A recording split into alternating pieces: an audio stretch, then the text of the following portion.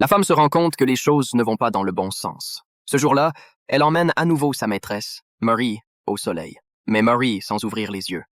En état de choc, elle tire inconsciemment sur sa ceinture de sécurité. Elle avait peur de s'envoler de la voiture. Puis elle laisse rentrer chez elle et a trouvé Mary toujours au même endroit. Vous savez, il faisait jour avant qu'elle ne se perde. Maintenant, il fait nuit. Jenny craignait que Mary ne prenne froid, alors elle lui a mis une écharpe et l'a poussée dans sa chambre. Mais quand elle a fermé la fenêtre, elle a vu Mary la regarder à travers la vitre.